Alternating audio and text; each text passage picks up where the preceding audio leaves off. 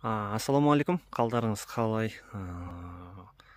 Осы еліміздегі тапшы мамандықтардың бірі және осы экскаватор мамандығы.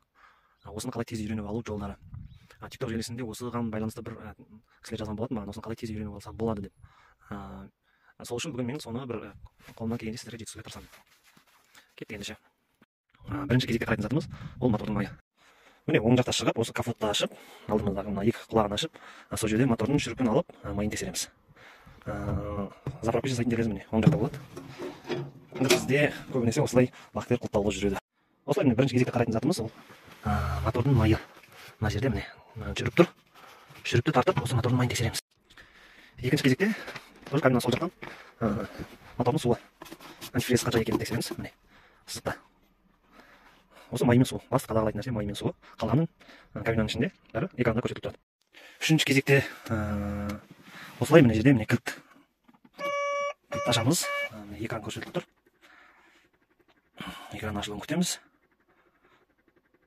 Ашылып болғаннан кейін бірден оталдыра берсек болады. Өздеріңіз көргендей. Мына жерде мынау ненің давлениесі, жаңа гидранның давлениесі, мынау мотордың давлениесі, ыстық суықтығы. Енді мынау түсінікті сорерке, мынау холостой оборот. Осыған қараймыз, болды, жеткілікті.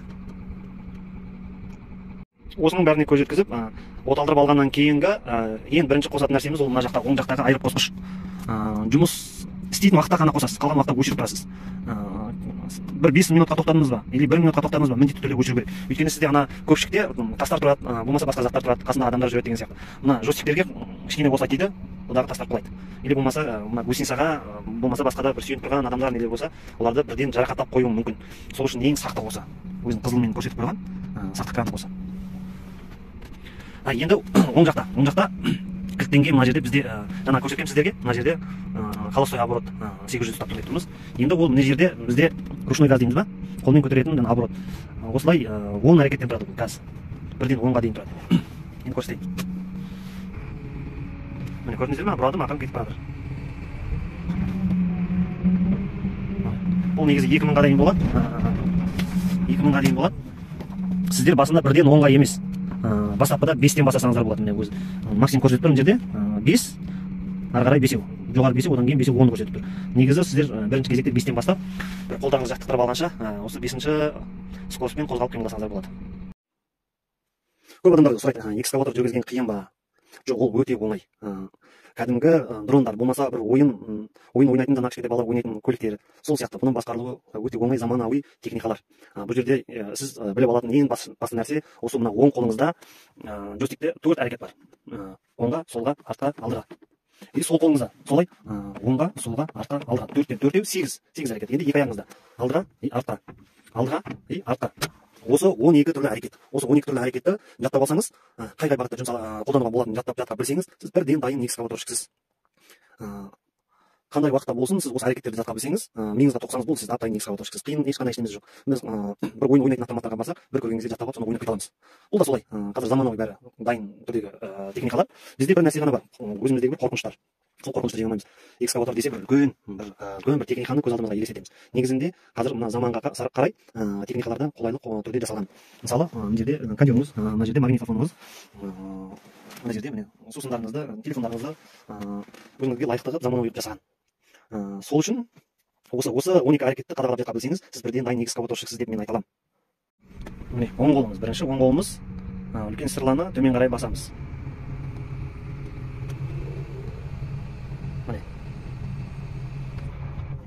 Оң қолды төмен қарай бассақ, үлкен сырламыз төмен қарай түседі. Енді көтереміз, артқа тартамыз.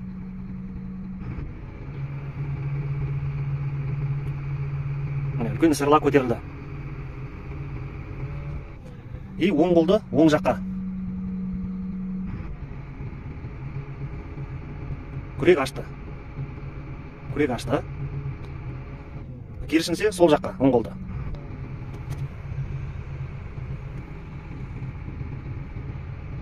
Күрек жинады. Міне осы 4 әрекет, оң қолды алдыға бассақ, үлкен сырла түседі. Оң қолды артқа тарсақ, үлкен сырламыз көтеріледі. и оң жаққа күректі ашады, сол жаққа күректі жинайды. Енді сол қол. Сол қолды астыға басамыз. Күрек артқа кетті. Күрекпен кішкене сырла бірге артқа кетті. Көрдіңіздер ма? Кішкене сырла деп отырғанымыз мына алдыңғы кішкентайы, мына үлкені болып саналады, иә. И сол қолды артқа тартамыз.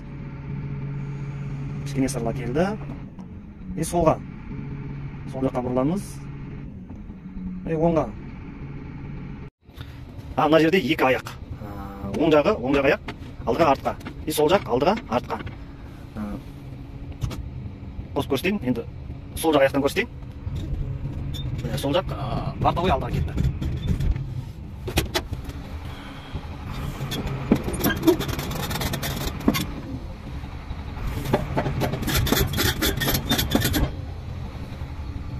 Екі аяғыңыз осылай. Екі жаққа, алдыға артқа. Әр кезде көпшікті осылай тігінен қойсыздар. Мына жерде көрдіңіздер ма, цилиндр тұрмын. Анау ненің басында, кішкене сырланың ар жақ басында тоже цилиндр бар. Сол цилиндрдің амандығы үшін. Екінші көрініске жақсы көріну үшін солай тіктеп қоясыздар. Содан бір еске сала кететін нәрсе, экскаватор жүргізу, болмаса экскаваторды бір үлкен бір техника ретінде көріп, бір қорқыныш болуы мүмкін. Ол қорқынышты жеңу керек. Неге? Экскаватор бір джойстиктардан, болмаса бір рычагтардан тұрады. Мына жерде экраннан алдыңызда КамАЗ бір ойыншық, мысалы дронды ойнап отырған сияқты, да? Дронды да сіз былай емен-еркін жерде өзіңізді қауіпсіз жерде отырып, дронды емен-еркін басқарасыз. Сол сияқты басқара білуіңіз керек.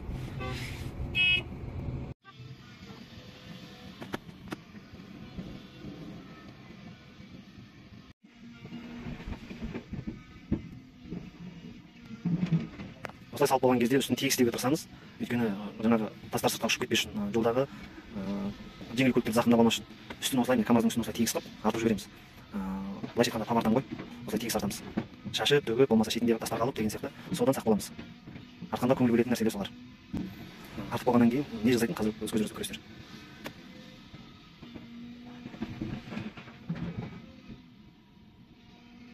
Міне, үстін күрекпен бір мәрте кесектерін майдалап жатыр. Осылай КамАЗ кетіп қалған кезде, мына жерде түсіп қалған тастарды, КамАЗдың дөңгелегіне мешет ететін тастарды осылай алып тастасаңыздар болды.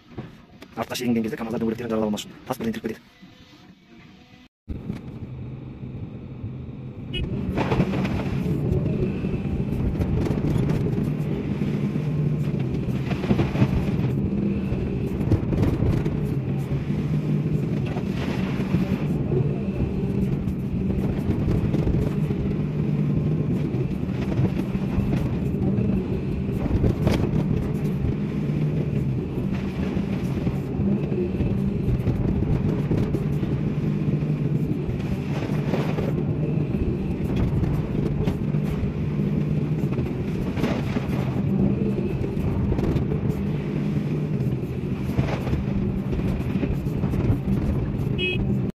Достар, келесіде автогрейдер туралы салатын болам. Ол да еліміздегі сұранысқа ие мамандықтардың біреу және еңбек ақысы жоғары мамандық.